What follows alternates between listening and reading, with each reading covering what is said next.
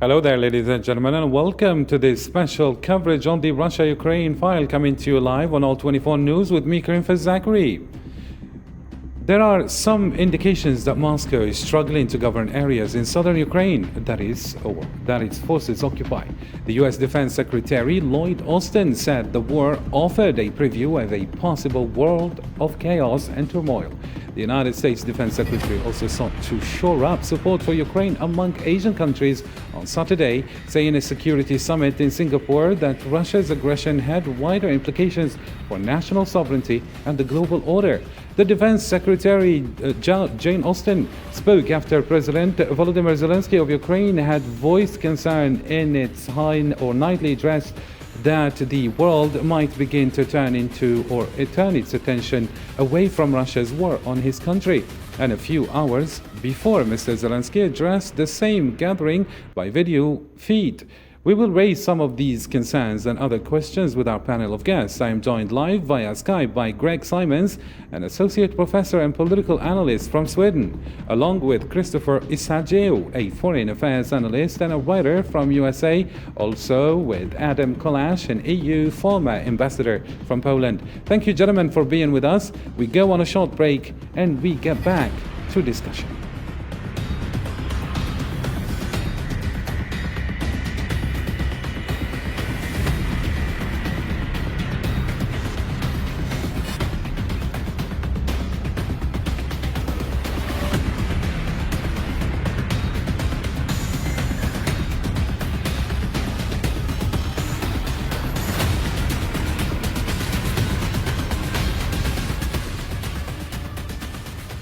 So let's begin with what's on tap today. Ukrainian President Volodymyr Zelensky pleaded the European Union on Friday to grant his country official EU candidacy by the end of June, calling not to leave his country in a grey zone. Let's follow and then we get back.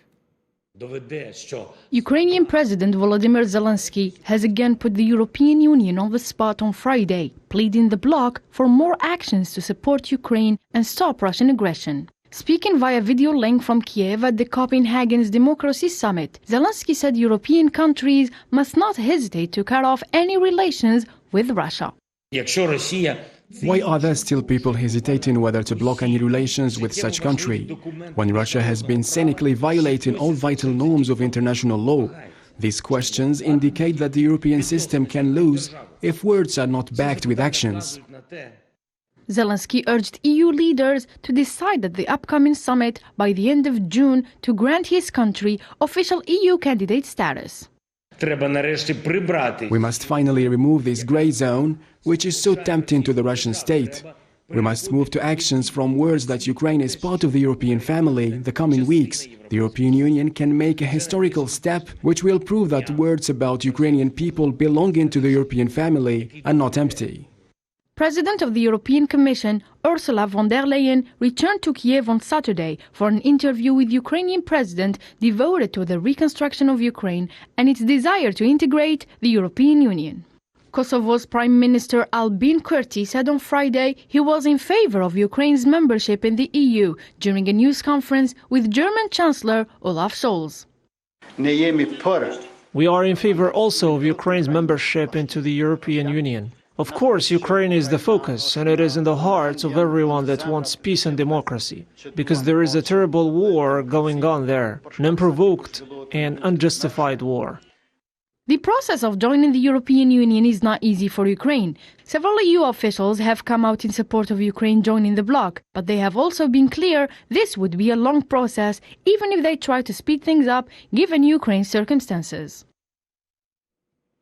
So let me commence with you, Mr. Greg Simons. The week started with the sound of explosions heard around the Ukrainian capital in the small hours of Sunday morning.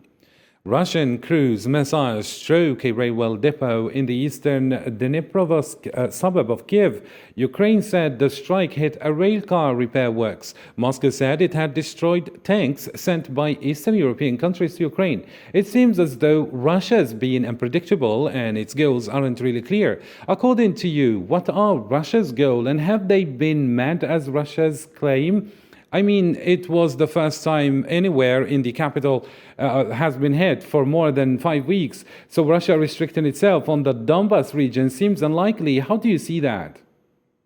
Well, I'd see it in light of weapons shipments coming into Kiev. So obviously they're going to try and interdict and destroy these weapons, especially given the nature of some of them, which are long-range artillery. This is going to be a priority. I mean, if we remember previous wars, for example, Iraq or even Kosovo, the destruction on civilian infrastructure was much more indiscriminate than what has been currently done. I mean, it doesn't legitimize targeting civilian targets, but if these normally civilian facilities have a military target or military weapons or value inside them, they are no longer protected by the rules of war. Mr. Christopher Isagio, how far do you think the Russians are prepared to go, especially considering the availability of resources, internal political dynamics, tactical setbacks, and the apparent logistical underperformance of Russian troops? At first, it looked as though they wanted to take Kiev and maybe even attempt to create a direct corridor to reach Moldova. But this, or the redirection of their efforts to the east and the southern coastline likely indicates that those areas are being targeted because they are strategically significant, particularly if partition or even an outright annexation are seen as convenient for Russian national interest. Moreover, both possibilities could conceivably coexist. It is too soon to tell for some analysts, but a possibility worth taking into account is the incorporation of the Donbas into the Russian Federation. Yes, thanks for having me. Well, I think really it's a question of, if you look at what Putin has been doing since his entire 20 years in power, which is essentially denying the existence of a Ukrainian state, and essentially it's saying it's a de facto colony or not even a real country, it's part of Russia.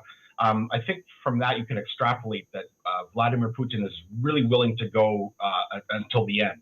I mean, he's staked his entire, the last, year of his political existence and as a leader of Russia, even as most recently as comparing himself to, the Russian Tsar Peter the Great, who was, another sort of conqueror, colonist, and despot. So I think you can see from Putin's rhetoric, which actually has been no secret. He famously quipped, I think, in the early 2000s that Ukraine is not even a country. And prior to this war, he was building up his forces, if we all remember, for several months, including last April when he actually did a kind of a test buildup. And so last June or over the summer of last year, he wrote a 4,000 word kind of rambling manifesto, almost sort of like a Mein Kampf Hitler, essentially stating his reasons why he was going to invade and why he thought that Russia needed to absorb Ukraine. So I think given his rhetoric and backed up by his actions, despite strategic or tactical losses on the ground, I think we can see that for Putin, this is essentially an existential war. On the flip side of that, for Ukraine, this is an existential war.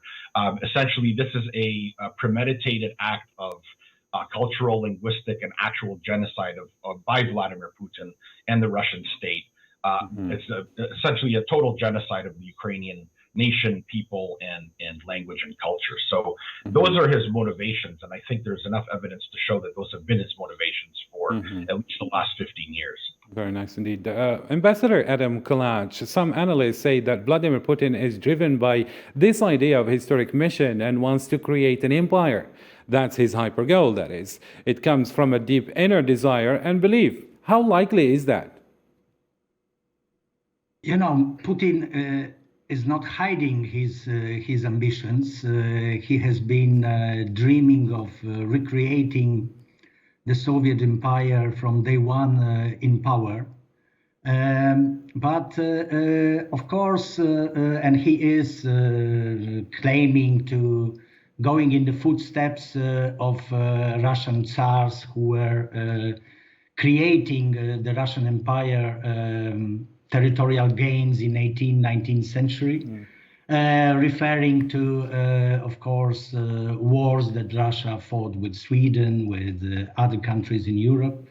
But for Ukraine, I agree with my predecessor, it's really, really an existential fight. And it's an existential fight not only for Ukraine, but for everyone around Ukraine, including my own country, Poland, including the whole of Europe, because Ukraine has now become really the beating heart of Europe, of the democratic world. And I think Mr. Putin has also miscalculated, because he really thought that he would go into an easy war. He was misled probably also by his entourage.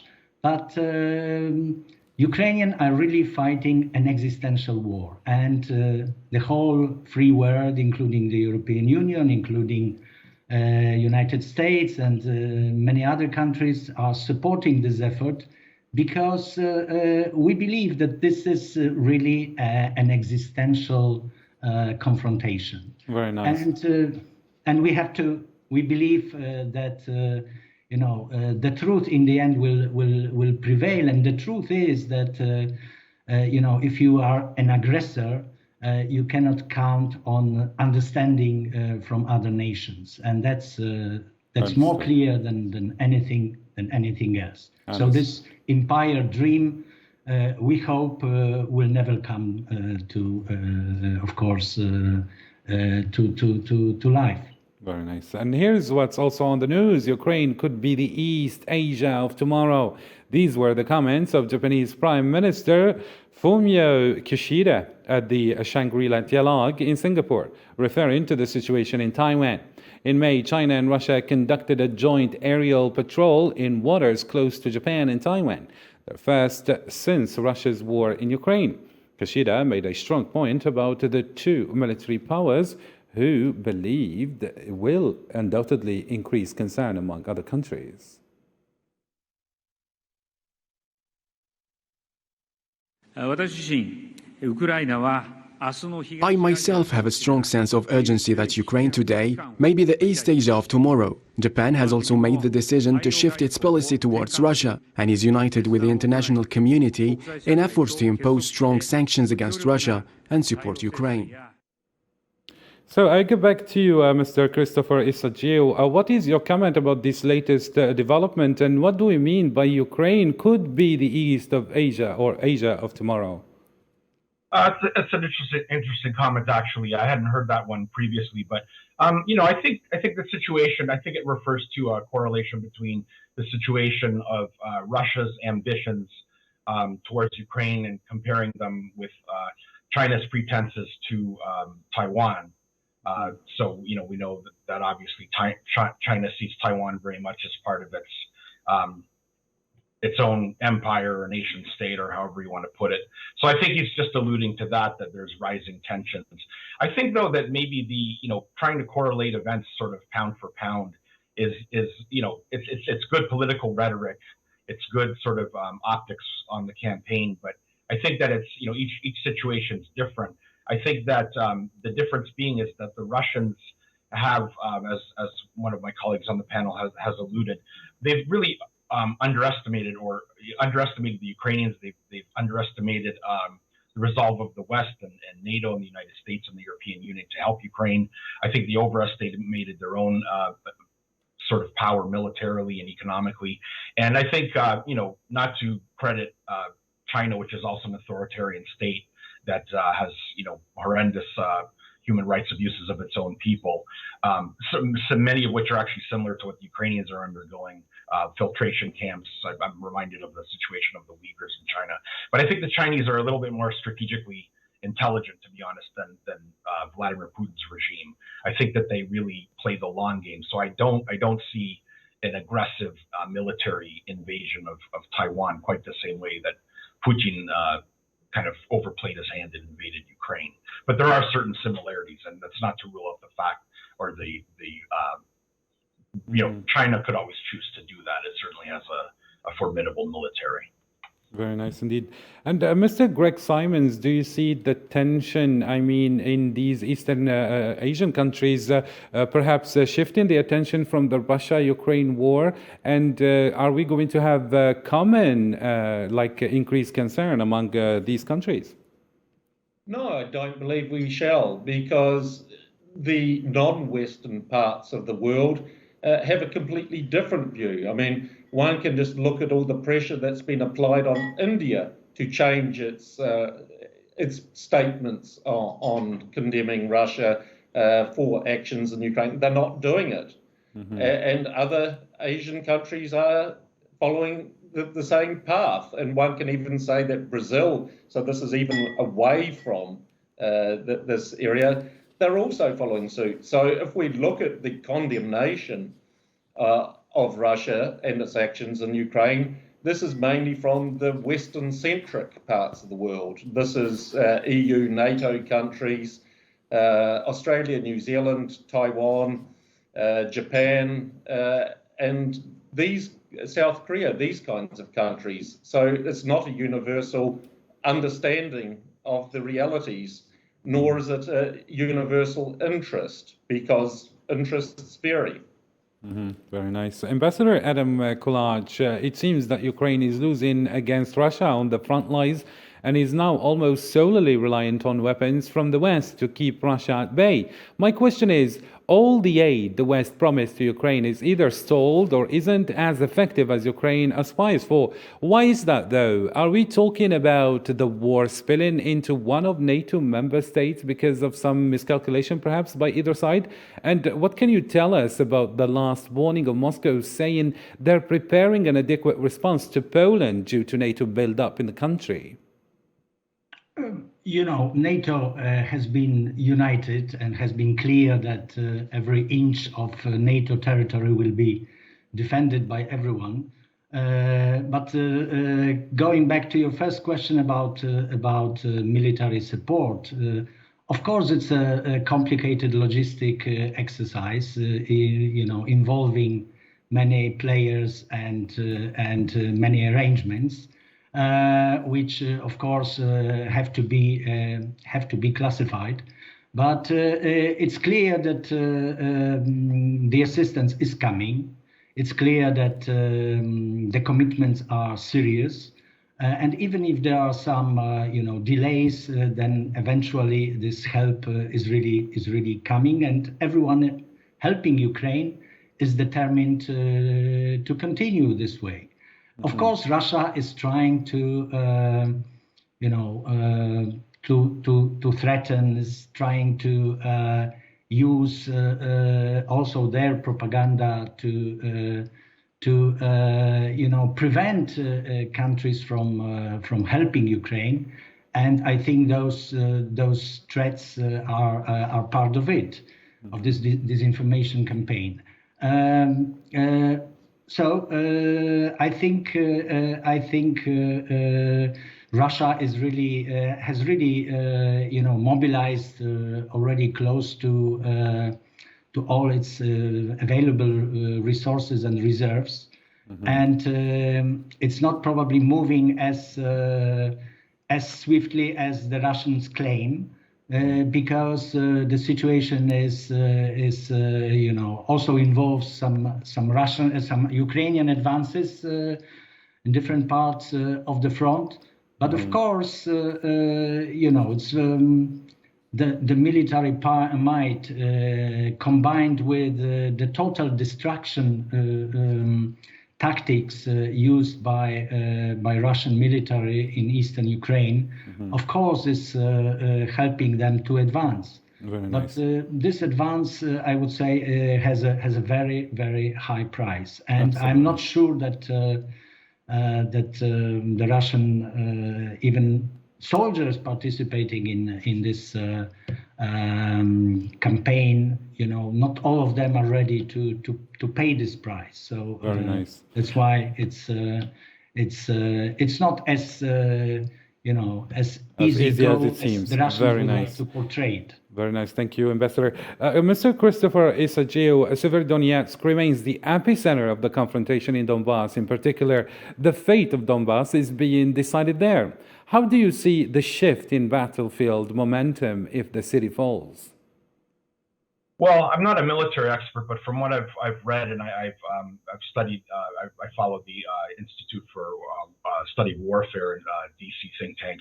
I think that that particular city is strategic, and President Zelensky has asserted that to lose that city would give Russia, at least temporarily, a strategic advantage.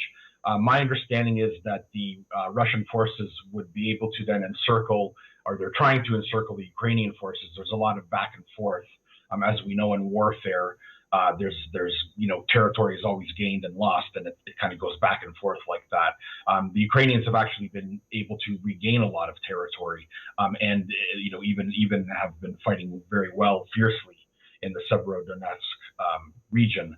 So, I mean, I think that definitely if like the fall of Mariupol, I think if that city falls, it would definitely give Russia, at least temporarily, a strategic and tactical advantage. Vladimir Putin could decide that that's where he wants to leave it and sort of declare a victory, because that would sort of give him this Novorossiya that he tried to form and unsuccessfully failed to form in 2014, if you remember, when he illegally annexed Crimea, and then he also invaded the Donbass, and sort of the beginning of this war, really. So I think that it would be a strategic significance. I think certainly the Ukrainians don't want to lose it, but I think that the arrival of the the MLRS and HIMARS systems and heavier weaponry could also help them to gain it back if they did indeed lose it. So I don't see it as a long-term strategic victory, given the overall situation of Russia being isolated, economic distress, and the huge losses of its military and equipment. So I don't see it as a long-term victory at all. All right, and here is what's also on. Ukrainian President Volodymyr Zelensky said that the battle with Russian forces continued to take place in the southeastern Donbass region, and called on Western nations to provide Kiev with more weapons. In his nightly address, Zelensky said Russia was trying to break every town in the Donbass, and that Ukraine's military could only continue its resistance as long as heavy weapons were available. The Ukrainian military is doing all they can to stop the occupiers to the extent that is possible, to the extent heavy weapons are available, modern weaponry, all that equipment we were asking for and continue to ask for from our partners. Back to you, Mr. Greg Simons. I would like to hark back to the 2004 Orange Revolution, which was a wave of street protests that fueled the rise of a pro-Western government in Kiev, and will likely be remembered by the future historians as the very first modern episode in the drama that would eventually led to the current Ukraine war. This turning point was enthusiastically supported by the West as a meaningful ideological victory for liberal democracy, and above all, as a geopolitical milestone in the eastward march of both NATO and the EU. Needless to say, the shockwaves which were powerfully felt in the Kremlin. Until then, Boris Yeltsin and his successor Vladimir Putin had been seeking some sort of accommodation with the West. Moscow offered flirtatious overtures to NATO, unilateral diplomatic concessions, and even support for the American military intervention in Afghanistan. Such gestures were seen in Washington and Brussels as signs of weakness. After all, conventional wisdom dictated that in the post-Cold War era, Russia was rapidly fading into irrelevance, so disregarding what it had to say or what it wanted was an affordable luxury. Considering that Russia was a mere shadow of the impressive power once held by the Soviet Union, Moscow was not being taken seriously anymore. But all that changed in 2004. Back then, Vladimir Putin and his entourage, in which the presence of former KGB spooks has always been prominent, experienced a rude awakening. From their perspective, the Orange Revolution was little more than a regime change operation masterminded by the CIA and NGOs bankrolled by the State Department in order to aggressively encircle Russia. Perhaps NATO was not eager to conquer Russia like Napoleon and Hitler did. However, Moscow believed that, under suitable circumstances, such intentions might emerge in a foreseeable future. They were convinced that the end of the Cold War had not extinguished the validity of the geopolitical theory theories of Sir Hatford Mackinder about the need of sea powers from the marginal crescent to control the most pivotal areas of the so-called Eurasian heartland.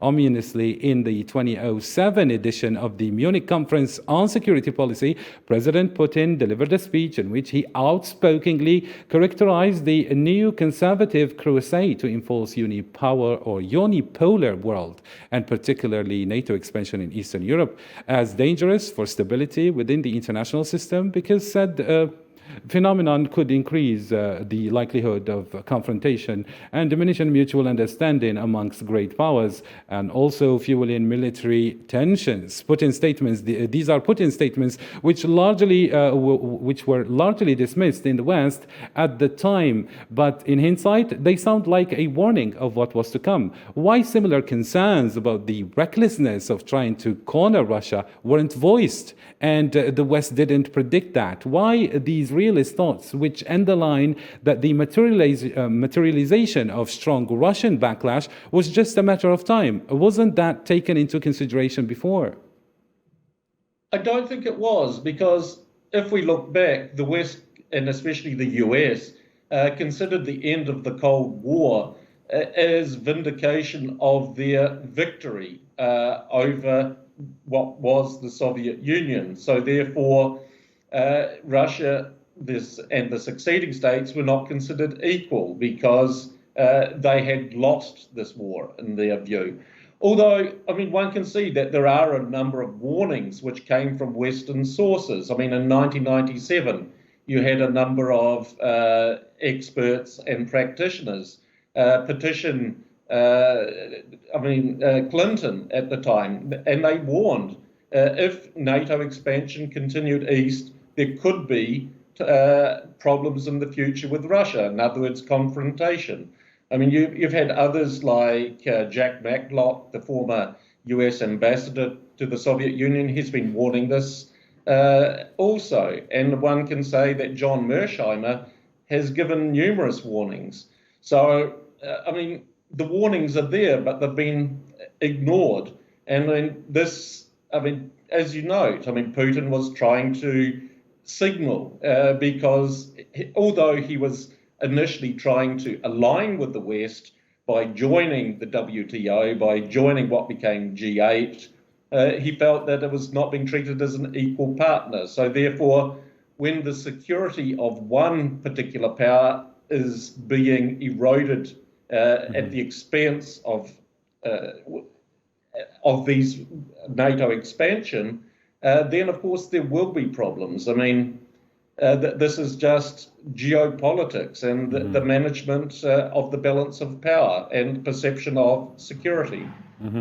Ambassador Adam Collage, Moscow formulated a set of demands, including the guarantee that no more states from the post-Soviet space ever join NATO or host military activities undertaken by the Transatlantic Alliance, the withdrawal of offensive weapons from neighboring European countries, the removal of NATO military infrastructure placed in Eastern Europe since 1997, and also a series of restrictions related to both nuclear weapons and ballistic missiles. Considering the maximalist character of those demands, they could not have been realistically granted by the US and NATO, but the Kremlin's manifested interest in holding bilateral talks with the United States in Geneva, indicating that perhaps a negotiated settlement that could have taken place could have avoided all this war altogether. My question, what the Russians were asking for was nothing less than revising the post-Cold War global order to carry out a structural redesign of the European security architecture,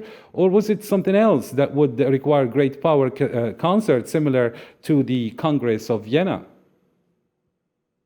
I think really the Russians are trying to revive many old-fashioned concepts in international relations. They are living in the past, at least Putin is living in the past of bipolar world, of confrontation between the Soviet Union and the United States and NATO, and all these claims, demands, intimidation campaign is stemming from there. But don't forget that Russia until 2010-11 was even not only having good relations with NATO. There was a Russia-NATO Council, so there was quite a good security prospects for cooperation even, until Putin decided in probably 2011 that he would really, abandon that effort of building something new. I think,